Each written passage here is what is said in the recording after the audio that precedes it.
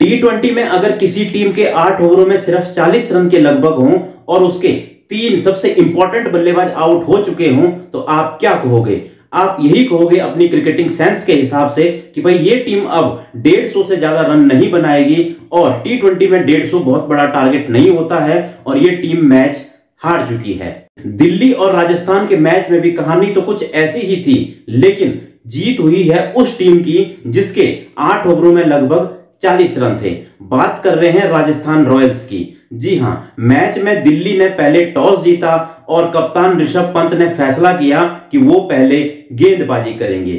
राजस्थान की अगर बल्लेबाजी देखें तो उनके पास एक से एक धुरंधर हैं। ऊपर से यशस्वी जायसवाल हों, जॉस बटलर हों या फिर संजू सैमसन, राजस्थान के ये टॉप ऑर्डर के 3 बैट्समैन जल्दी जल्दी निपटते चले गए। यशस्वी जायसवाल की बात करें तो वो सबसे पहले आउट हुए और उन्होंने सिर्फ 5 रन बनाए। जॉस बटलर भी 11 रन बनाए और संजू सैमसन 15 रन बनाकर चलते बने। लेकिन इन 3 बड़े बल्लेबाजों के जाने के बाद मैदान पर उतर चुका था एक युवा बल्लेबाज जिसका नाम शायद कईयों ने सुना भी नहीं होगा। अगर किसी ने सुना भी है तो वो इतनी ज्यादा इसके बारे में बात नहीं करता होगा। बात कर रहे हैं रियान पराग की। जी हां, इस नौजवान खिलाड़ी ने राजस्थान की पारी को वहां से ऐसा संभाला कि एंड में स्कोर 185 रन था और 186 रनों का टारगेट दिल्ली के सामने था। लेकिन रियान पराग ने यहां पर अकेले ही पारी को नहीं संभाला, बल्कि उनका साथ सबसे पहले दिया अश्विन ने। जी हां, 37 साल का ये खिलाड़ी आज भी इतनी अच्छी बैटिंग करता है, किसी को यकीन नहीं होता है। और जिस तरह से इन्होंने 3 छक्के लगाए हैं और 29 रन बनाए हैं, एक इंपॉर्टेंट पार्टनरशिप इन्होंने निभाई रियान पराग के साथ। उसके बाद ध्रुव जुरेल ने भी थोड़ा सा साथ दिया और एंड में शेमरॉन हेटमायर ने भी 14 रन बनाए। लेकिन सबसे इंपॉर्टेंट पारी थी रियान पराग की, जिन्होंने 84 रन बनाए। और इस 84 रन की पारी में उन्होंने क्या शानदार बल्लेबाजी की। और एंड में 20वां ओवर, उसमें तो उन्होंने 25 रन एक ही ओवर में मार दिए और जो दिल्ली थे उसके जो बॉलर्स थे उनके पसीने छुड़ा दिए, क्योंकि उन्होंने पहले चौका,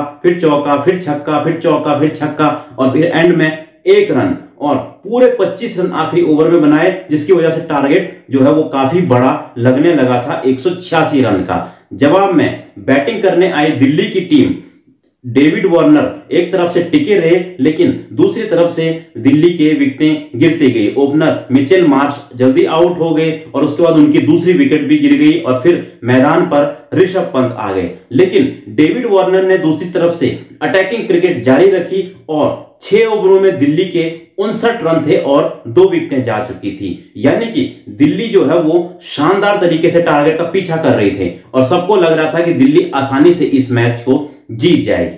लेकिन उसके बाद वापसी करते हैं राजस्थान के गेंदबाज। पहले वार्नर आउट हो गए और फिर उसके बाद ऋषभ पंत, और उसके बाद तो दिल्ली की टीम ऐसे बिखरी कि एंड तक वो संभल नहीं पाई और इस तरह से दिल्ली के लिए अपनी पहली जीत का इंतजार सिर्फ इंतजार ही रह गया और दिल्ली ने ये मैच हार दिया। पूरे मैच में हाईलाइट और की मूवमेंट रियान पराग की बल्लेबाजी ही रही और उनके अलावा ऐसा लग रहा था कि ये मैच आज किसी के नाम नहीं है, उन्हीं के नाम है। फिलहाल रियान पराग की बदौलत राजस्थान ने ये मैच जीत लिया है और इस मैच के बारे में और रियान पराग के बारे में आप लोग भी अपनी राय कमेंट बॉक्स में दीजिए। मिलता हूं मैं आपको एक और ऐसी ही वीडियो में।